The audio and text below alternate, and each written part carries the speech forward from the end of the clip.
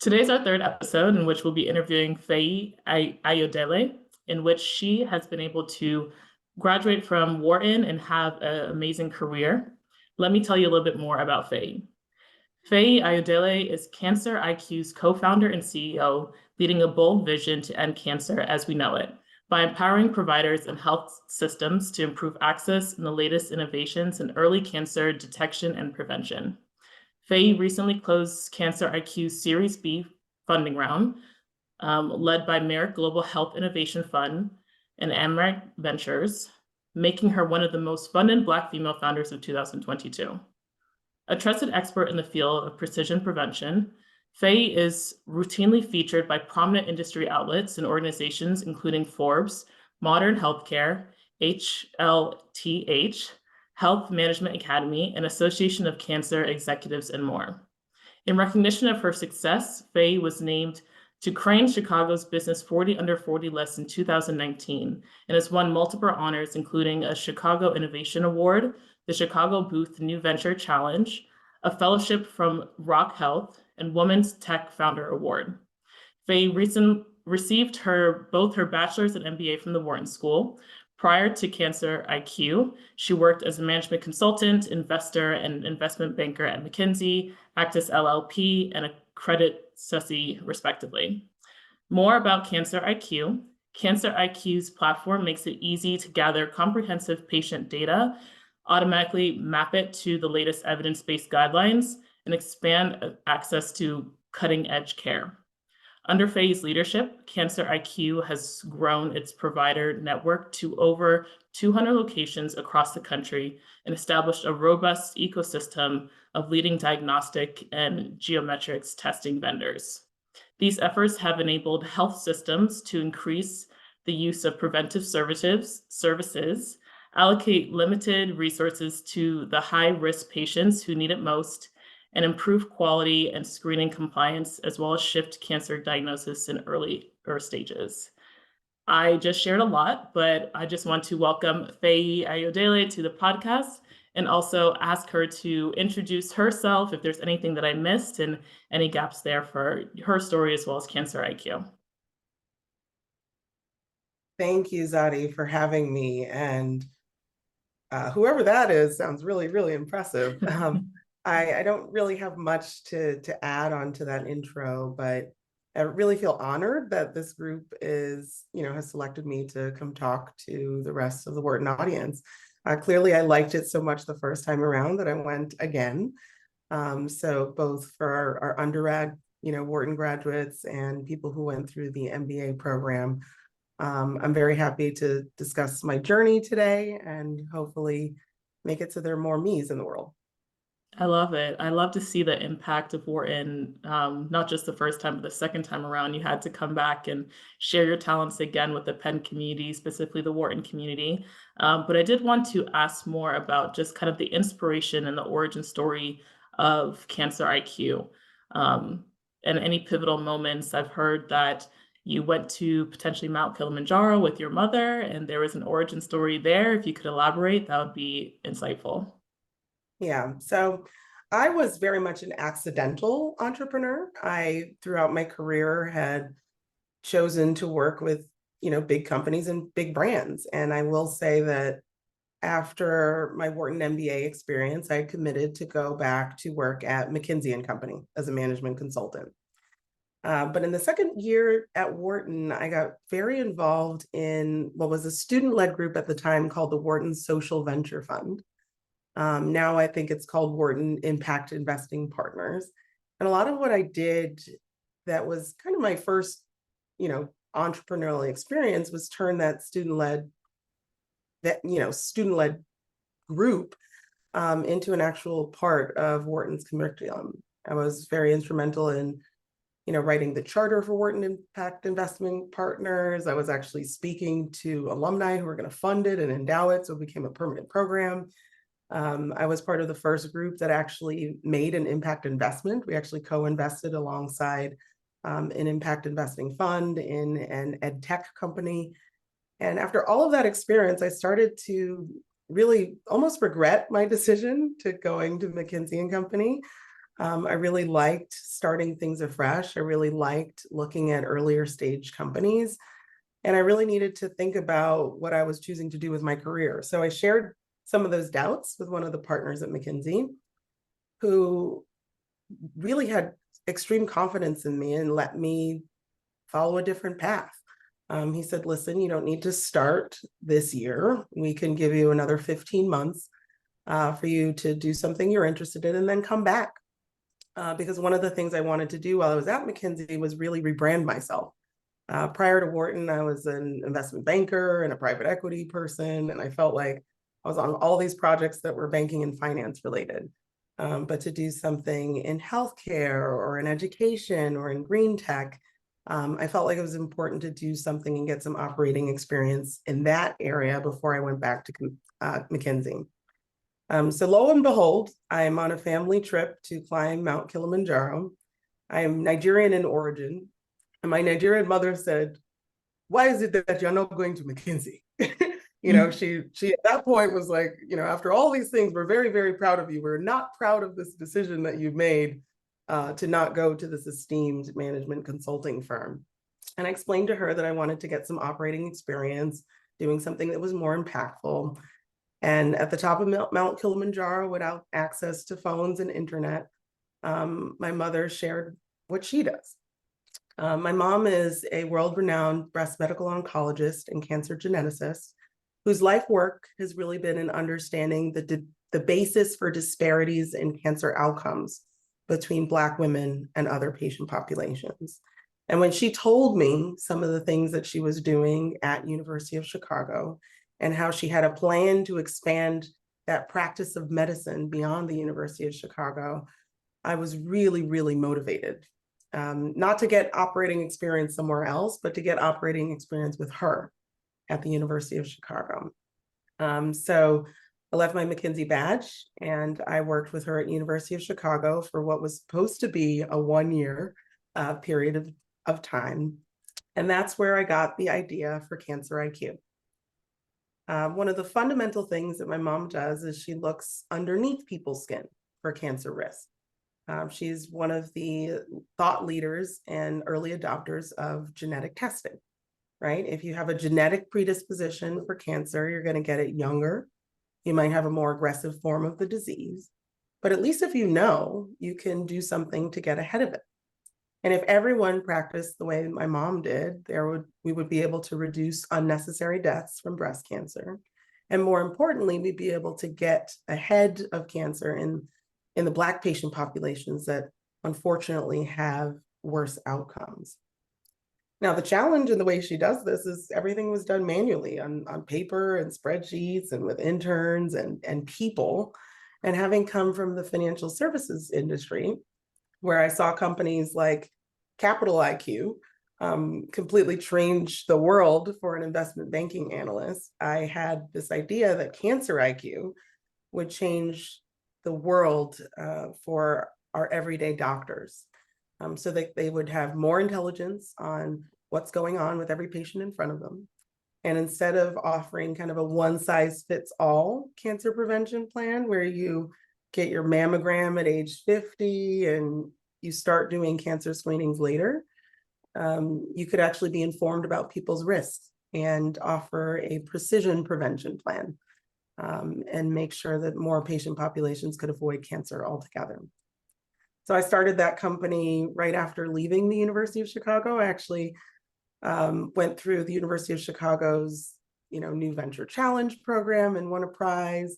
I got into the Rock Health Accelerator, and I suddenly had all these signs of validation that what I was doing was the right thing to do. And I never looked back, never went back to McKinsey, and have scaled this company to where it is over the last 10 years.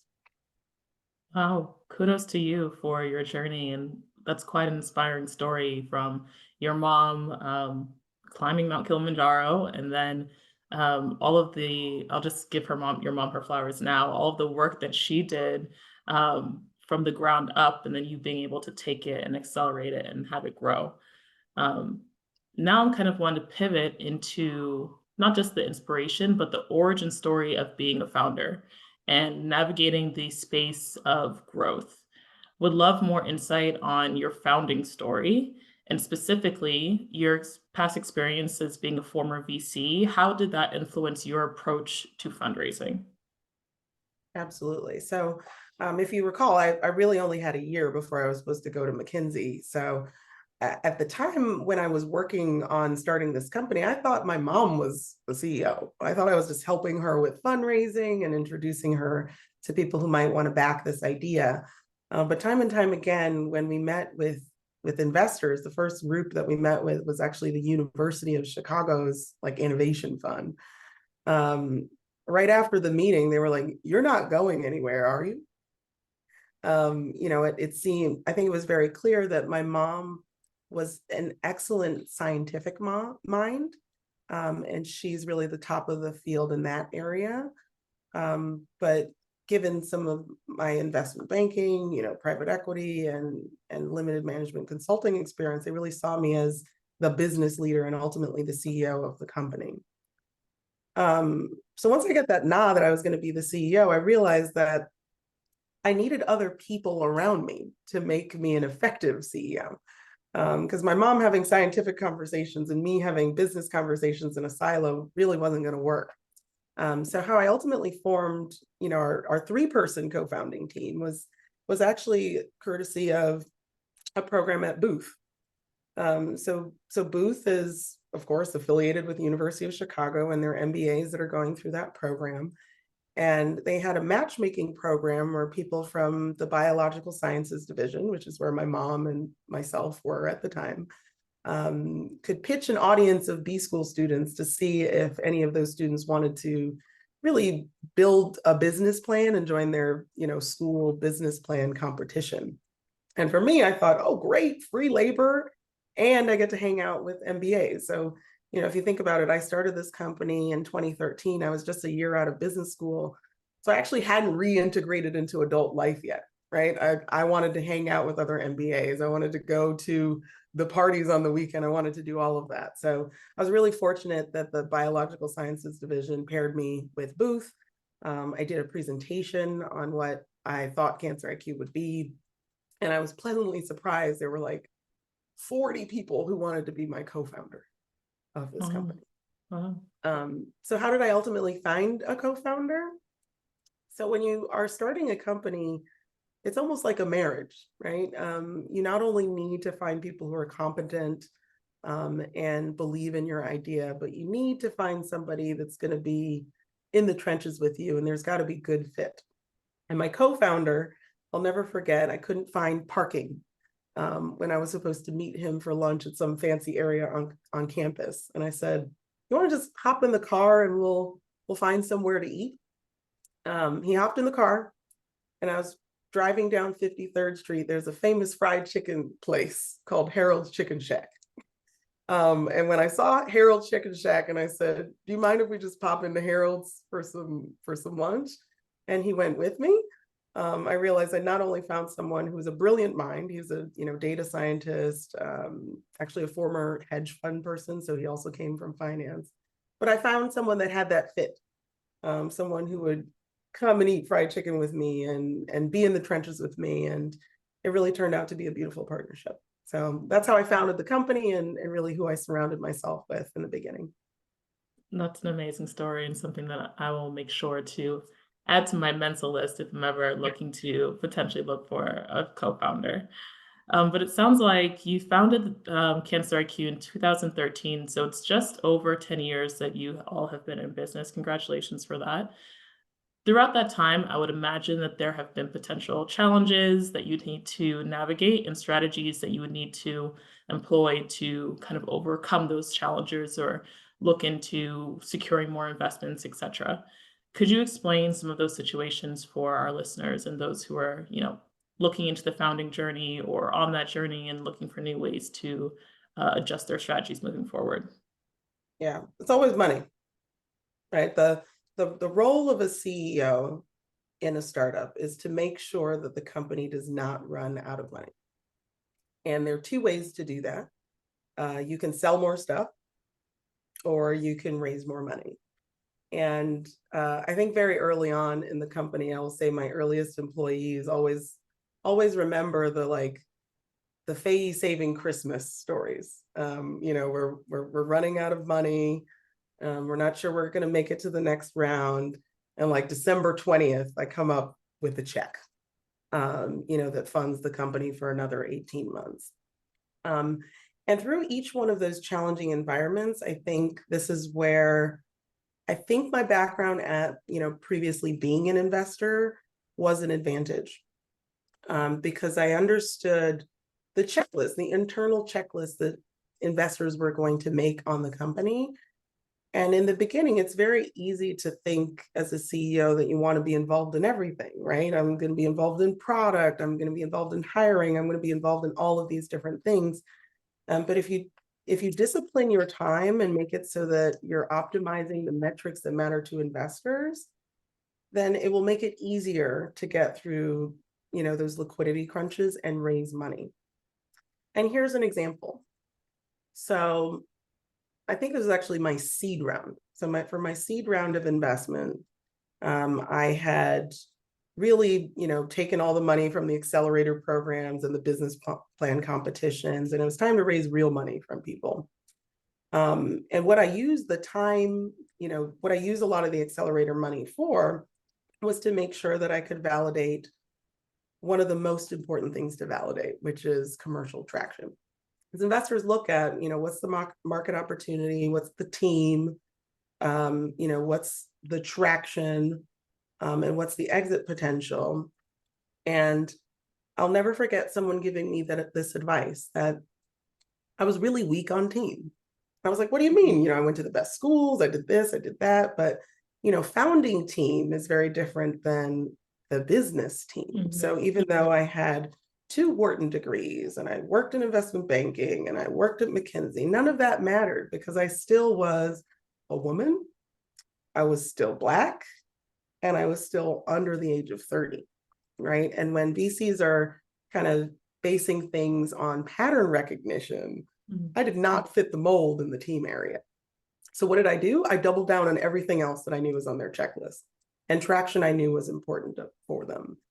So when I was raising my seed round, I'll never forget, it was a super risky scenario.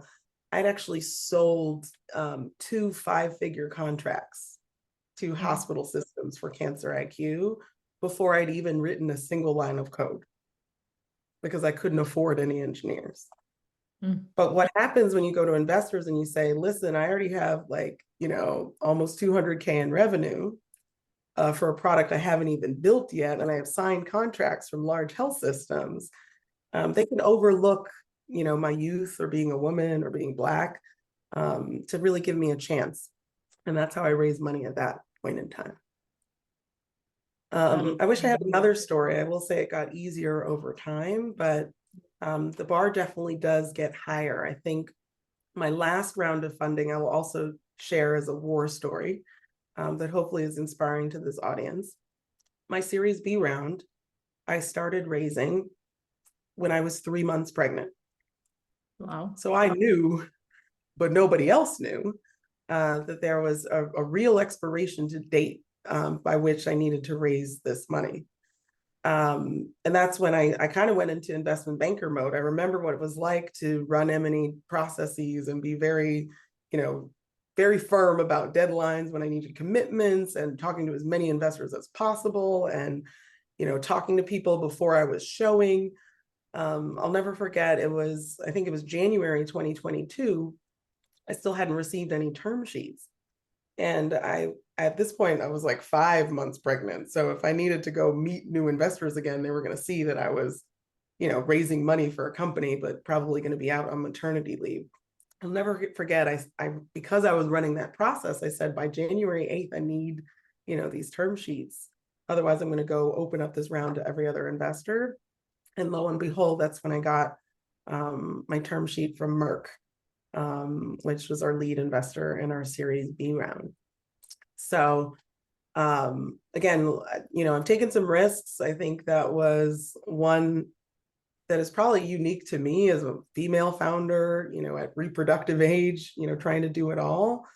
But I will say that I think it's because I was about to be a mother, I was way more efficient with my time. I was way more process oriented. And I'd say it even created more discipline for me than I think it would have if I weren't about to have a baby. Wow. Hearing those stories, I just hear your drive, and that is definitely extremely inspirational when we're looking at just from the founding, but also giving yourself those hard deadlines and making sure you have certain investments or work done by certain times to make sure you are continuing to grow. From that initial journey and throughout your journey, throughout all those years, could you share essentially your how you scaled and how you went from seed to growing to where you are today in the precision health sector, when it's regarding your team or future investments or where you potentially see yourself moving into the future? How did we grow? So, one of the key things I learned as an entrepreneur that I hadn't learned throughout my entire period at Wharton is that there are two ways to make sure your company doesn't run out of money. Remember, one of them is fundraising, but the other is revenue. And to me, revenue was a bar chart that you put in a PowerPoint deck before I started this company. But revenue as a founder is so much more than that. It is, how many opportunities do you have? How many, what's the pricing of your solution? It's this team and this whole commercial engine that helps you grow. And those are, I'd say, were some of the things that I really invested in learning that I think got us to where we are today. Because let me walk through what happens at different stages, right? So at the seed stage, I am the chief revenue officer and I'm the salesperson and I'm the marketing person, right? That's who you are. You can't afford to hire anybody yet. Then at the Series A stage, they give you money, to scale that, right? But having never hired a chief revenue officer or never, really scaled a sales team before, I think one of the things that we had to our advantage is that I had been in the selling seat.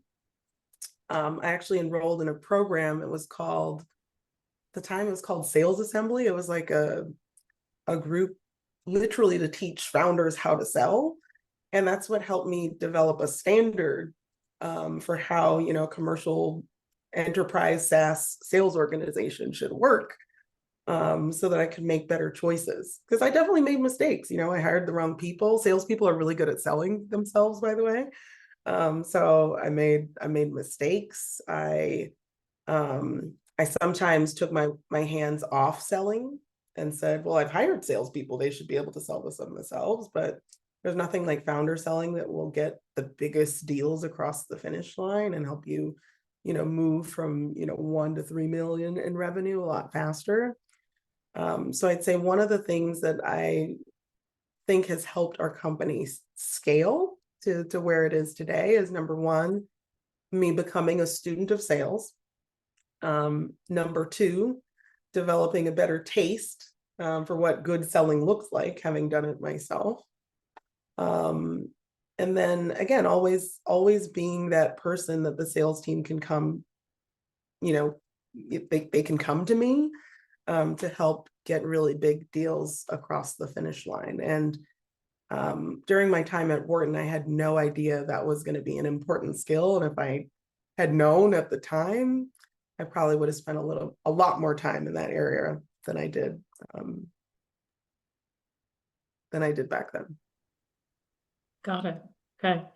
Um, Looking forward, I would like to know, well, one, about the impact that you've made to date, and then essentially future decisions moving forward. I know that Cancer IQ has had an impact on healthcare organizations and hospitals, but I'd also like to discuss any challenges and opportunities that you've gone through while integrating precision health solutions into existing healthcare systems. Okay. All right. So let me take the first part of the question and I'll address the second part of the question. So, Sure. impact to date.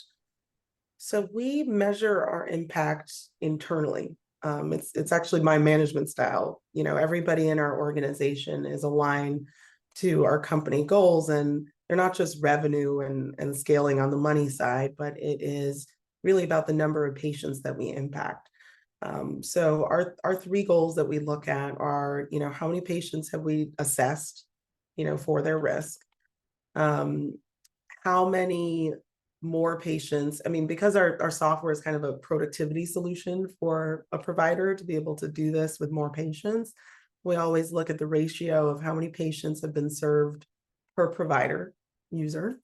So we look at, tripling the provider's impact. And then the third thing that we look at is like cumulatively over time, like how many patients are under Cancer IQ's care. Because we do a lot more than just assess risk. We give every patient a precision prevention plan. And the only way that we can drive financial outcomes for our partners is if we get the right clinical outcomes, which means that patients are adherent to that personalized cancer prevention plan. So those are the three things that are up on our management dashboards. That's how we measure ourselves internally. That's where all of our initiatives are aligned to. And I'm really proud to say that we're in over 200 hospitals. In terms of the patients that we've screened over, 1 million.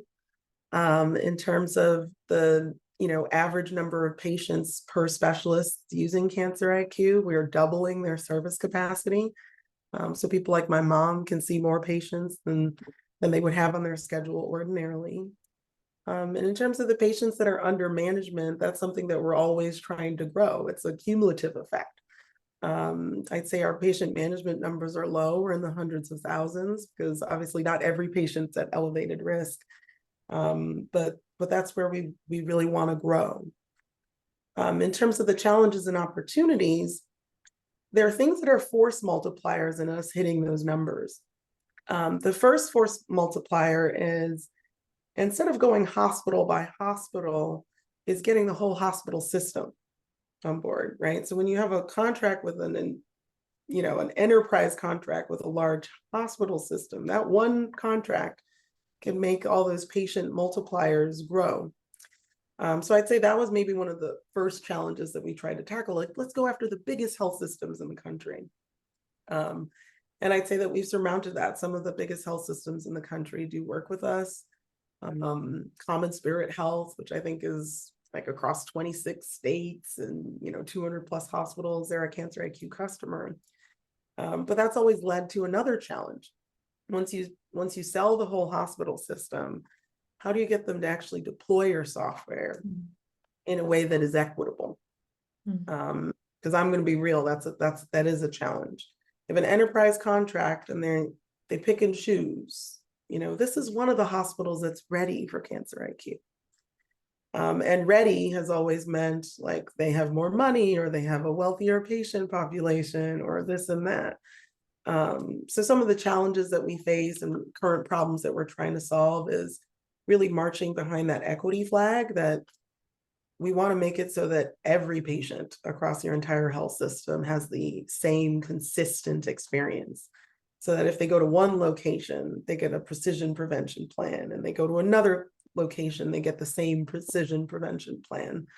And I'd say those are some of the challenges that we're always trying to tackle as a company, to make sure that once we land those big health systems, that they consistently use Cancer IQ for everybody. Wow. 200 hospitals, over 1 million patients, over 26 states. Despite the challenges, it sounds like quite a feat that you've accomplished. So congratulations for your success so far. Before I ask you my last question, did want to just share, we are speaking with a live audience today. So I will open the floor to audience questions. But before we pivot there, I would love to explore your vision for the future of Cancer IQ and precision health, especially given a lot of the telehealth that we've been doing since COVID and anything else that has impacted the healthcare system today. Yep. So I think you hit the nail on the head. I think what Cancer IQ is trying to do next is really expand beyond the four walls of the health system. If we can be more deeply integrated into telehealth or direct-to-consumer experiences where, so many young people and the people that we're trying to impact are young people, they don't even have, a primary care physician anymore.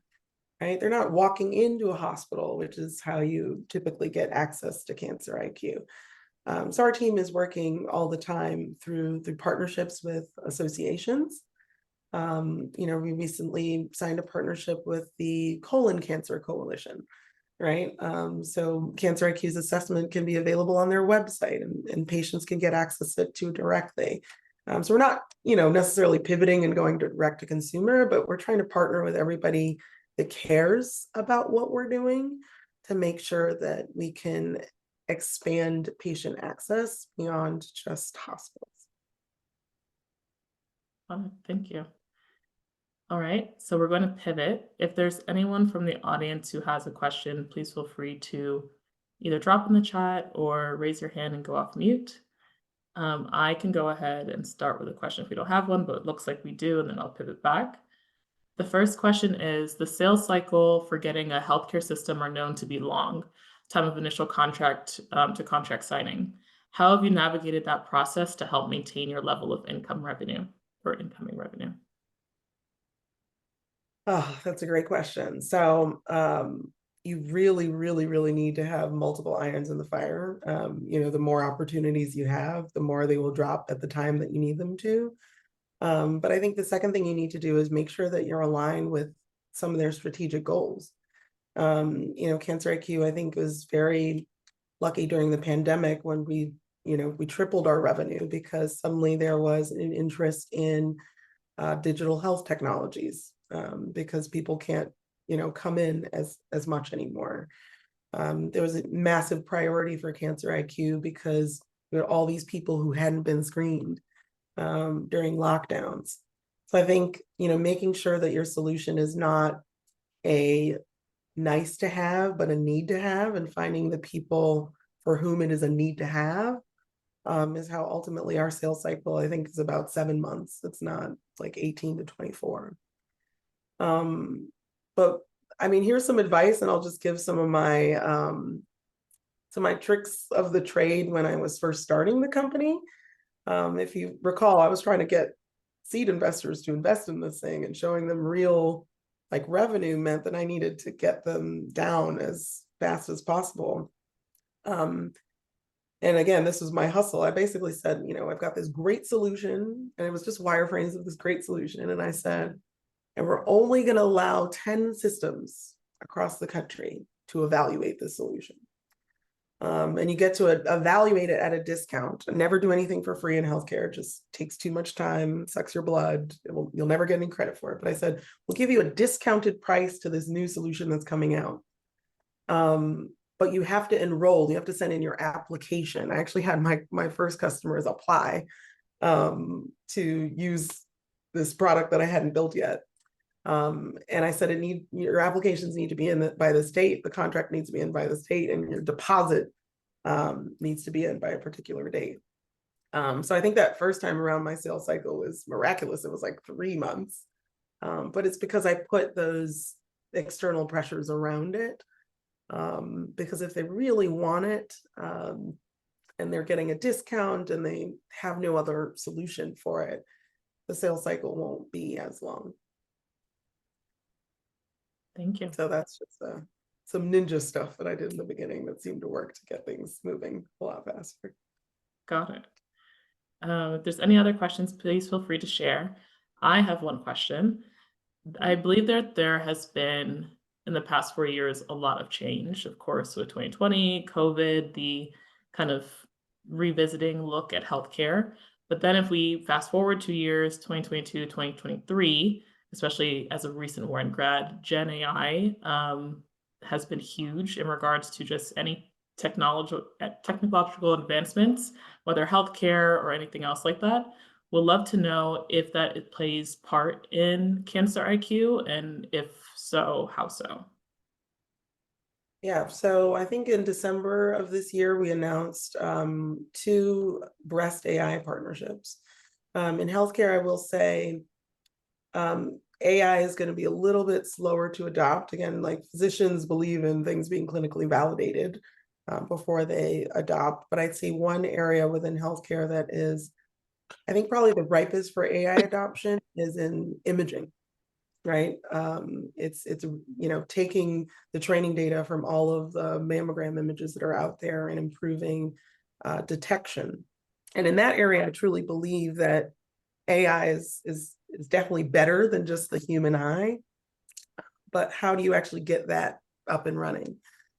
So our latest AI partnerships are allowing us to essentially take really great products that are out there and add it on through the Cancer IQ channel. So that, for example, if we find patient populations that are at risk, these are the kinds of things that can enhance detection on an image, and make sure that you're taking a little bit closer look for certain patient populations. I think the other way that we partnered with AI companies without kind of building it all in-house ourselves is we present a risk score for a patient. And in parallel, we have an AI risk score. And as I said, doctors are resistant to change, right? The AI risk score hasn't been covered by insurance. It's not in the guidelines, all of that stuff. But our belief is that if we can show those two things in parallel, we can start to build that clinical belief, and we can at least get doctors to start viewing that content as a way to get them to formally adopt some of the AI recommendations that are out there. So everyone is thinking about it. I will say in this environment, digital health, tech, whatever it is, it's the perfect time to partner. Nobody's acquiring anybody right now. Nobody's making huge capital investments in new things. But if you've got a really good, solid customer base and there are newer AI technologies that are out there that want to try things with your customer base, it's really through partnering that we're introducing AI to the Cancer IQ customer base. Got it. Thank you. We do have a few questions from the audience. First question is, can you share any input regarding hiring wins and losses? What were learnings as you were hiring people to fill out roles in a capacity in which you never operated? Well, I'll go back to the sales team. So I'll never forget there was actually a pretty big company in Chicago that just went under, all of a sudden. And I thought, let me be opportunistic. Like, it's perfect. Like, why don't we just hire a whole sales team, manager, 5 sales reps, from that company that's going under. And I very quickly moved, made offers, hired the whole team. And it wasn't until they started selling Cancer IQ, I realized there's a difference. The company they had come from was really selling things into smaller private practices. The sales cycle was like 3 weeks, not 7 months. And if you can imagine, like the muscles on the sales team that's used to calling and closing within 3 weeks versus, ones that have to go through more of an enterprise sale where they're convincing different stakeholders and doing ROI analysis and doing all this stuff over a 7-month period. The energy, the vibes, the fit was just completely wrong. So I ended up turning over almost 100% of that sales team that I brought in, just because I was in a rush and I thought I was being opportunistic and I wouldn't have to pay all these recruiting fees. That was definitely a painful lesson that I learned early on. So how do you fix that? I will say that, by the time we had real money, I didn't want to make any mistakes. I know it seems like a big check to write a recruiter, but if you find the right recruiting firms, they can sift through and help you not make those mistakes in the future. Because the money I was saving trying to avoid recruiting fees, it definitely cost me in picking the wrong people. Having the right people is important. It is the recipe for success for sure. Yeah. Next question. And fire them fast. I think firing fast is also really important. They say it like hire slow, fire fast. I think it's definitely taken me a while to learn that. Now I fire people real quick. Mainly because I think we want to make sure that it's the right fit for the company, but also for the individual. I think one thing I've definitely learned over the years is that as a CEO, I don't just work for my investors and my customers. I work for my employees. And for them to have an enriching professional experience is almost as important as my customers having an enriching Cancer IQ experience. So if there's anything or any inkling I get that it's not the right career opportunity for someone, it's probably mutual. It's better to let them go find the right opportunity sooner rather than later. That makes sense. When we spoke about your team, I would imagine that's local or, based domestically to the United States. But the next question is, it might be too early in your roadmap, but have you considered plans to scale to other countries? That's a big one. I would love for Cancer IQ to be around the world. In fact, we have one customer that uses Cancer IQ in Brazil. It happens to be a former University of Chicago fellow who wanted it so badly. He had his whole team just translate everything into Portuguese for us. But I Mhm. will say in the short term, there's just so much opportunity in the United States that we haven't captured yet, that we don't have our sights quite there yet on international opportunities. If we did go international, what we'd likely probably structure is more of an agreement where we had a local partner that worked with us. That's how I like to try things, right? Let's trial it with a partner first before we made the investment in expanding directly. Got it. Okay, thank you. The next question is, I know that you might have learned some of this from your mom. I know that you're not a medical professional, but you are adjacent. As Black people, what should we be aware of for cancer screening? Are there any tips for advocating for ourselves with our doctors? Younger and more frequent is mostly, the thing I would advocate for, um, or even asking them for your risk. I think when I mean, I hate to say this, but I personally, in my journey, even being an entrepreneur, leading Cancer IQ, have lost family members to cancer at very scary young ages. And I'd say one thing that definitely could have changed the outcome for them is if they had been more proactive and said, could you assess my risk? Or just full stop, is it cancer? Right? Because I think one thing we've learned and the trends are just out there is, breast cancer, Black women are getting diagnosed way younger than other patient populations. When I was 35, I was the first person that was like, sign me up. I'm doing my mammogram today. And I don't care if it's covered by insurance.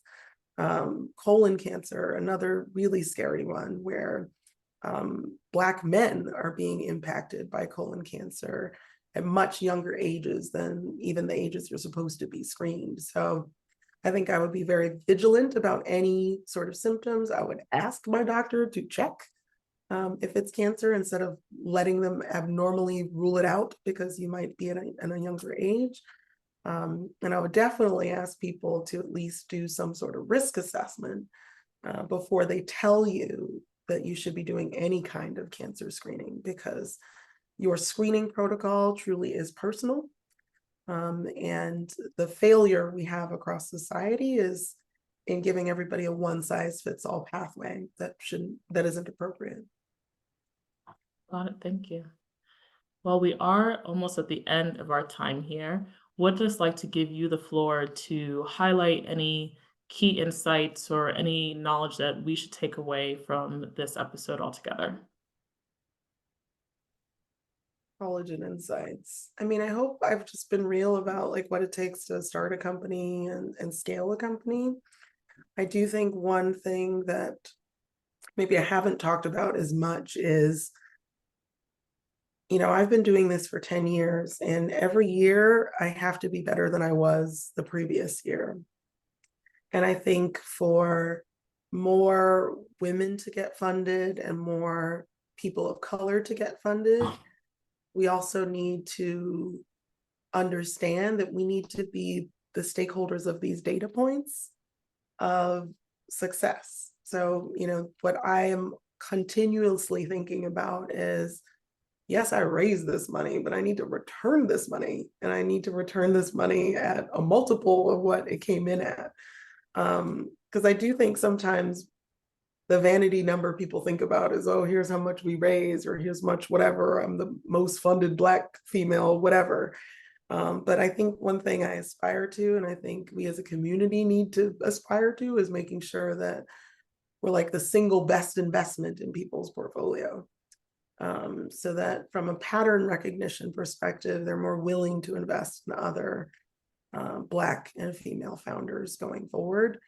Not because the crowd is aligned around someone they think is investable, but because we have a track record for delivering returns. Awesome. Well, thank you so much, Feyi, for your time and for being with us on this third episode of Elevate, and just how you're trailblazing through the precision health industry and advancing our fight against cancer. Would love to know how to keep connected with you and follow the journey of Cancer IQ before we close. I mean, my LinkedIn, I guess. I mean, Feyi Ayodele at LinkedIn, Cancer IQ at LinkedIn. I also have a super simple email address. It's just Feyi@Cancer IQ. I might be slow to respond, but I'm always there. Got it. Amazing. Thank you so much. And thank you for your participation and sharing your expertise. Thanks.